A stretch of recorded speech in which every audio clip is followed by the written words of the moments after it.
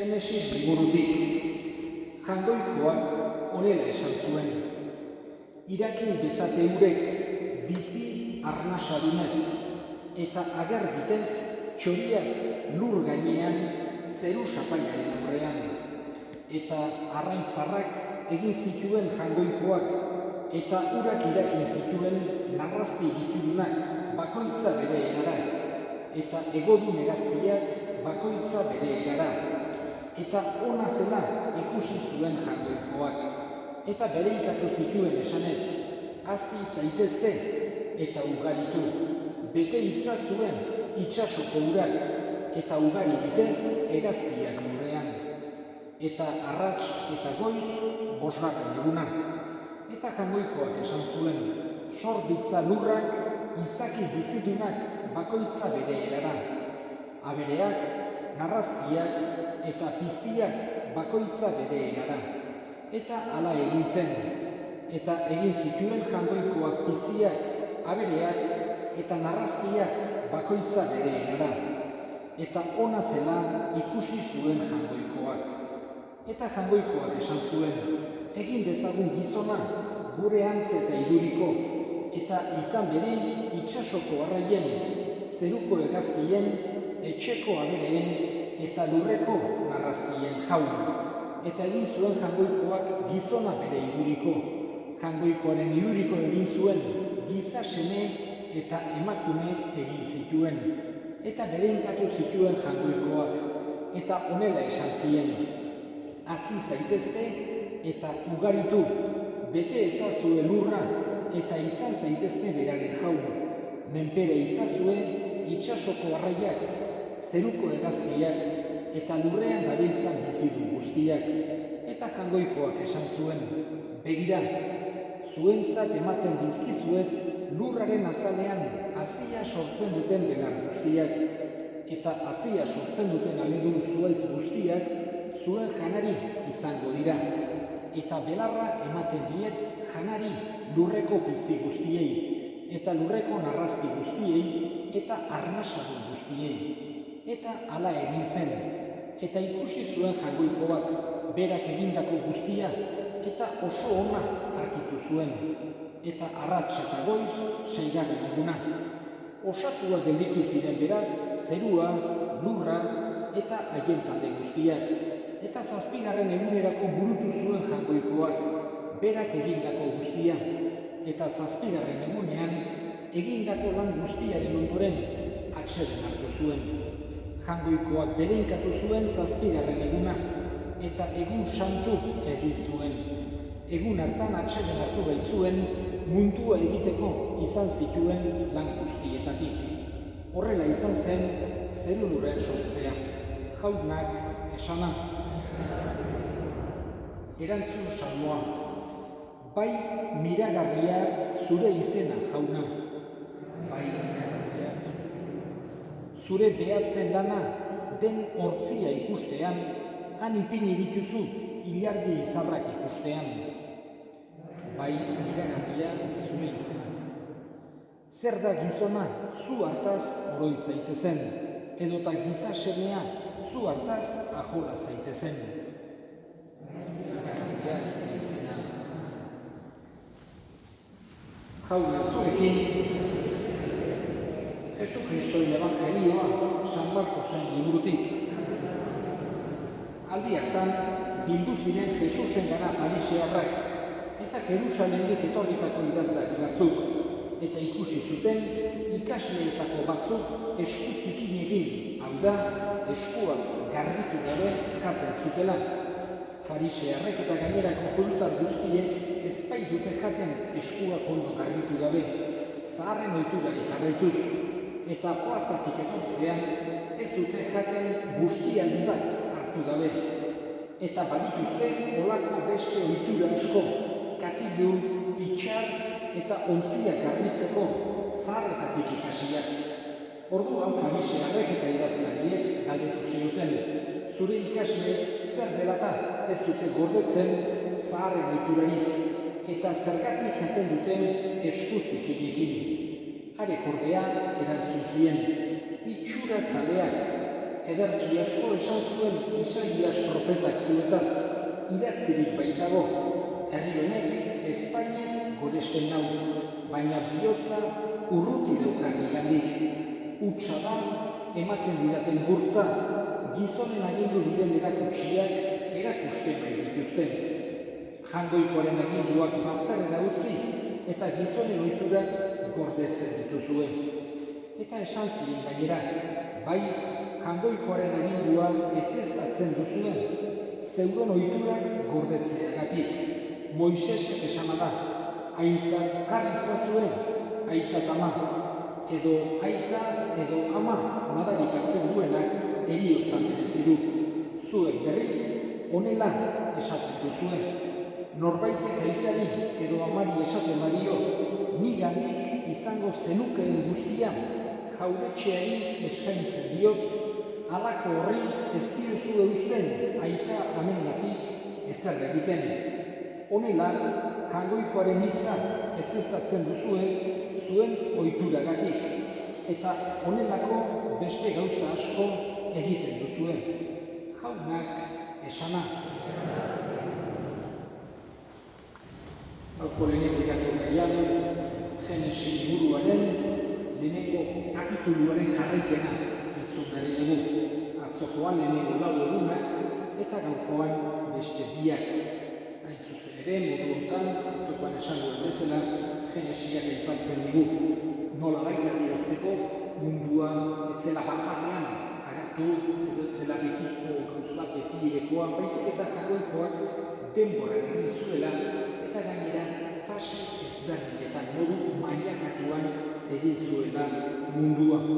Baina edozein kasutan hauxe da Genesiak transmititzen digun errealitaterik nagusiena. Eta da mundua ez dela kasualidade huts bat, besterik gabe kasualidade hutsez sortutakoa. Baizik eta jangoiko on batek egin dituela gauza guztiak. Pentsatuz, gainera, fase ezberdinetan lehenengoa izango litzateke materiaren sorrera eta ezerezetik ez daitekela ezer sortu. Beste bigarren fase bat izango litzateke bizia, zelula bizidunak. Pentsatuz, materia bizigabea berez ez daitekela bizidun izatera pasatu. Ez bali badago, jangoiko ahal guztiedun baten halako parte hartze zuzena. Eta azkenik, 3. pausoa da, bizi razionala. Hau da, landare bat, edo abere bat ez daiteke, gizaki batek dauken autokontzientzia hori izatera pasatu, griegoek anima razionala deitu zutena, ez bada jangoikoaren interbentzio zuzen batekin. Hortik aurrera, esan genezake Genesiak, atzokoan esango bezala ez digu halako relatu zientifiko bat egiten, ez da zientzia liburu bat, baizik eta modu honetan adierazten digu errealitate bat, oso importantea, eta da mundua jangoikoak egina dela. Betire, zientziarekin oso gauza bateragarria. Ez daiteke, litzateke zientifiko izango, mundua besterik gabe sortu zela kasualidadez eta holakorik aipatzea. Betire, Genesiak hoxe esaten digu, eta gaurkoan agertu zaigu jangoiko gauza handiena bezala gizakiak egin zituela. Eta halako zea eman ziela, berezia batez ere arrazoimena. Eta gaurko evangelioan agertu zaigu Jesusek asko aipatzen zuen ideia bat. Eta garai hartan errituak, halako kanpoko ohiturak, itxura, besteen aurrean edukitzen zuten itxura, holako gauzei izugarrizko garrantzia ematen zitzaien. Eta Jesusek ez di esaten, garrantzia ez dutenik, ez di esaten, haiek holakorik ez egiteko, baina ulertarazi die ez diela gauzarik importantenak. Kanpoko itxura baino barrenak garrantzi handiagoa daukela. Eta errealitate horrek balio zuen orain dela 2000 urte eta balio du baita ere guretzako, gure buruari aplikatzeko. Kanpoko itxura baino, edo bestek ikusten dutena baino, importantena da guk bihotzean daukaguna. Jangoikoari modu hortan, ez ere humiltasunez erakusten diguna. Eta saiatu beharra daukagu hori bereziki lantzen. Eta ez digu esan nahi, Jesusek kanpoko gauza hauek edo farisearrek zituzten ohitura horiek egiten zituzten inklinazioak, edo eskua garbitzea, edo latikoa garbitzea, horreko gauzak ongi zeuden. Jesusek ez dira esaten txarrak zirenik, baino horiek baino askozaz ere importanteagoa zela lagunokoa maitatzea. Horixe da, Jesusek esaten ziren gauza, itxurakegi horietan eta ohitura zahar horietan obsesionatuta bezala bizitzerate eta ondoan bezuen lagunokoa maitatzen ez dira gauza. Eta askotan inbidiz eta gorrotoz eta ustelkeriz beteak zaudete. Horako gauzak esaten zizkien Jesusek. Eta segur asko gutxi batzuk hartuko zuten ongi esanez gizon honek arrazoi du eta nolabait ere aldatu beharko nuke, baina beste askok halako itzal handia zuten farisearrek pertsonaje importanteak ziren eta gaizki hartzen zioten. Horregatik gorrotatzen zuten Jesus eta batzuk hil ere egin nahi zuten. Eskatzen dugu Jesusi bere hitz horiek argitu bentzatela, lagundu bentzatela gure bizitzan batez ere barne bizi hori landu dezagun bere laguntzaz.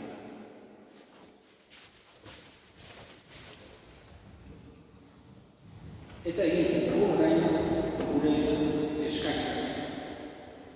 Eskatuko dugu, gaurkoan Santa Apolonia ospatzen da dentisten zaindagia. Eskatuko dugu, dentista guztien alde, agiletan eta hortzetan arazoak dituzten guztien alde. Eskari ezagugun jaurari. Eskatuko dugu, baita ere gure hildakoen alde. Gaurko meza honetan, bereziki gogoan hartuko ditugu Maria Zestau, baita ere Jose Saitzar, eta Enrique Bigarraz jaunak bere baitan hartu, eta handik gure alde ezaten eskari ezagugun jaunari. Entzun aita horan, bihotzez egiten dizkizugun eskariak Jesu-Kristo gure jaunaren bitartez.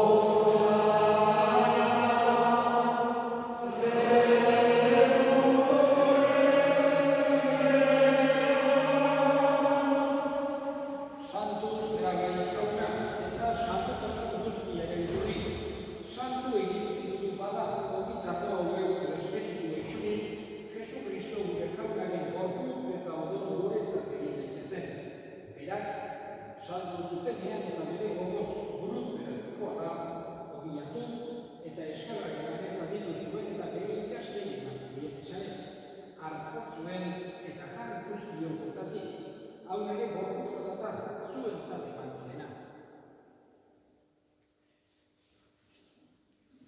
Afalduan berrietan izaturik, berriz ere eskerrak emanez, bere ikasleek eman zien esanez, hartza zuen eta edan guztion botatik, hau nire odolaren garizatata, itun berrietan etikoaren odola, zuentzat eta eskorentzat ekatuak bakatzeko isuriko dena, egizue hau nire egitare.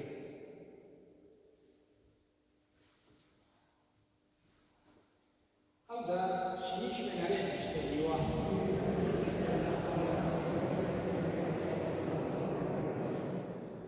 Horregatik jauna zure semearen heriotza eta piztubera gogoratuz, biziaren ondia eta salamenaren gabiza eskaintzen bizkizudu zuri eskerrak emanez, aldanean zure sarduntzari onartu behin duzulago. Eta apanik eskatzen zugu, Kristoren gorputzotolak hartzen ditugunok, Espiritu Santuan parte egin gaitzala. Gogoan izan jauna, mundu guztian zabaturik dagoen zure izan, eramazun behitasun Frantzisko gure ita santuarekin, Frantzisko gure hartzaiarekin eta gizkizon guztiekin batean.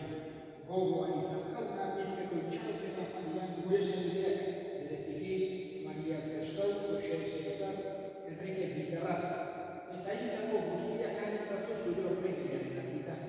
Errok izan dizkiduaren, guk guztio betiko bizitza egitxe dezagun, Katoikoaren Ama Maria Dobatsuarekin, San Jose, Teresa eta Martin Apostolu santuekin eta gizaki guztietan zure adiskide izan diren santuekin, haiekin batean gure zentzagun Jesu Kristo zure semearen bitartez.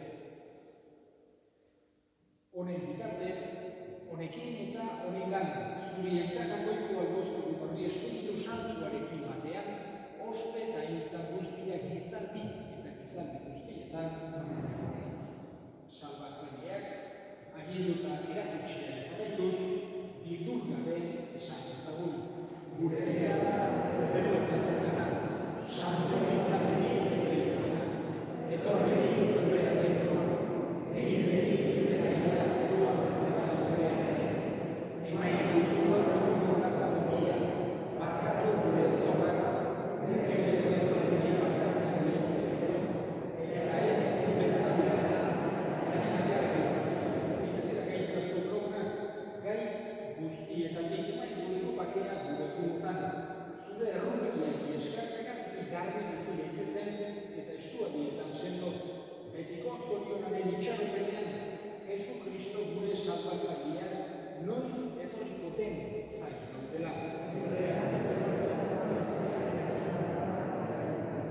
Jesu Kristo gure jauna zurtxamada apostoluei bakea uzen dizuet bere bakea ematen, begira zure Elizaren sinismenari eta ez, gure pekatuei, eta zure gogoaren bezala, emaiozu Elizaren bakea, eman batasuna, errege bizi baizera, gizaldi eta gizaldietan, jaunaren bakea beti zuekin. Eta eskurik eman gabe, emaiozu bakea. Jangoikoaren